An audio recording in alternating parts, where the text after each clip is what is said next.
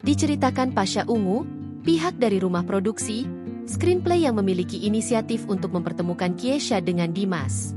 Kebetulan dari pihak screenplay langsung menyampaikan bahwa tadi siang, Selasa, Dimasnya siap bertemu, jelas Pasha Ungu, dikutip dari Star Pro Indonesia, Rabu, 25 Juni 2025. Setelahnya, Pasha kemudian dihubungi pihak screenplay soal mediasi tersebut. Pun pertemuan itu terjadi di kantor Screenplay Production dan juga di kantor Pasha Ungu. Kebetulan dari pihak screenplay yang menghubungi saya. Sebelumnya di kantor saya terus ke screenplay, kantor, sambungnya. Adanya pertemuan itu, Pasha pun akhirnya bisa bernapas lega. Lantaran telah mendengar pengakuan kesalahan dari Dimas, terlebih putranya pun sudah menerima maaf. Keduanya juga sudah saling memberikan klarifikasi dari sudut pandang masing-masing atas perkara ini. Terus alhamdulillah sudah bertemu, semua sudah menjelaskan.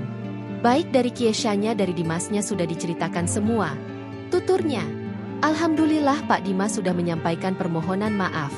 Saya juga minta Kyesha harus menerima memaafkan. Timpalnya lagi. Download Tribun X sekarang. Menghadirkan lokal menjadi Indonesia.